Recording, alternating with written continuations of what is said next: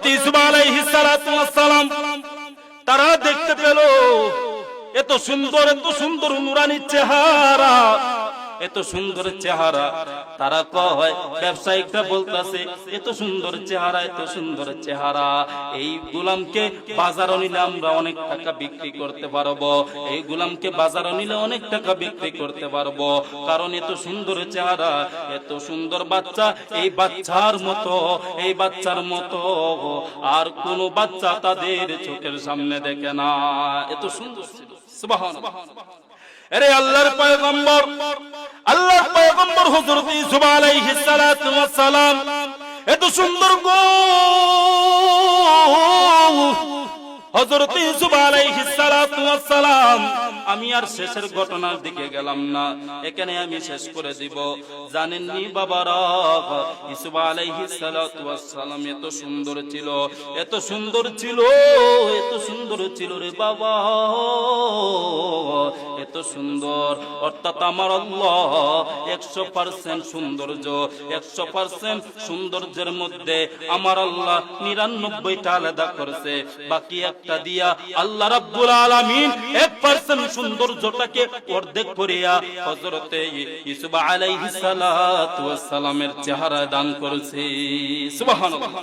আল্লাহ 100% সুন্দরকে ভাগ করে, অর্থাৎ 99টা ভাগ আলাদা রাইখা একটা ভাগরে সুন্দর করে, একটা ভাগরে আবার দুইটা ভাগ করছে, ভাগ করার পর একটা ভাগ ইউসুফ নবীর চেহারার মধ্যে দিছে, আর বাকি একটা ভাগ দিয়া আল্লাহ পৃথিবীটা সাজাইলেন মানুষের চেহারার মধ্যে আল্লাহ দিলেন। সুবহানাল্লাহ। এত সুন্দর। আম্মা জান আয়েশাকে কিছু লোক বলতাছে, ও আয়েশা গো, ইউসুফ নবীর চেহারা যদি আমার আল্লাহ 100 ভাগরে এক ভাগ যদি ইউসুফ নবীর চেহারার মধ্যে দেয়, বাকি ভাগ যদি মানুষের মধ্যে দেয়, তে মানুষের মধ্যে তো আমাদের নবীও আছে, আমাদের নবীও আছে। তার মানে কি আমার নবীও কি ওই অর্ধেক ভাগের সৌন্দর্যের মধ্যে পড়ছে নাকি? কয় না রে, আমার নবীকে আল্লাহ আলাদা রাখছে, আর ইউসুফ নবীকে অর্ধেক সৌন্দর্য দিছে, বাকি অর্ধেক সৌন্দর্য উম্মতের চেহারার মধ্যে দিছে, দুনিয়াটা সাজাইলেন। আর 99টা ভাগ কার জন্য রাখছেন জানেননি? ওই 99টা ভাগ রহমাতুল লিল আলামিন চেহারার মুবারকে দিয়েছি। সুবহানাল্লাহ। আল্লাহু আকবার। ইয়া রাসূল জিন্দাবাদ।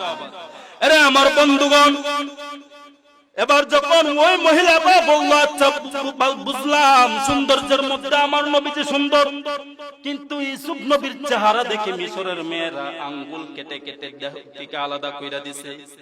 মিশরের মেয়েরা ইউসুফ নবীর চেহারা দেখে আঙ্গুল দেহ থেকে আলাদা কইরা দিছে, তারপরও মিশরের মেয়েরার কোনো ব্যথার অনুভব হয় না। তো আমার নবীর চেহারা দেখে কেউ আঙ্গুল কাটছেনি। এবার আয়েশা ডাক দিয়া বললেন, ওগো ও মহিলা, শুনিয়া নাও রে, মিশরের মেয়েরা যদি ইউসুফ নবীর চেহারা দেখে যদি আঙ্গুল কেটে দেয়, কিন্তু মিশরের মেয়েরা বলতে পারে না এত সৌন্দর্য। মানলাম এটা বাস্তব, ইউসুফ নবীর চেহারা দেখে মিশরের মেয়েরা আঙ্গুল ফালাইছে, কিন্তু শুনিয়া নাও, মিশরের মেয়েরা যদি আঙ্গুল কাইটা ফালা দিছে, আর আমার নবীর চেহারা এত সুন্দর, আমার নবীর চেহারা দেখে উম্মতের আঙ্গুল কাইটা ফালাইছে না। আমার নবীর চেহারা দেখে উহুদের ময়দানে আমার নবীজির চেহারা দেখে উহুদের ময়দানে নবীর উম্মতরা গর্দান দেহ থেকে আলাদা কইরা দিছি। সুবহানাল্লাহ। আরে আল্লাহর গোলাম, নবীর চেহারা দেখে গর্দান আলাদা কইরা দিছে, সাধারণ কথা নি রে বাবা, সাধারণ কথা না। এবার মহিলারা বুঝলো নবীজির চেহারা দেখে নবীর উম্মতেরা গর্দান আলাদা কইরা দিছে। ওরে নবীর উম্মতের দল, ও নবীর আশিক, নবীর চেহারা এত সুন্দর, এত সুন্দর।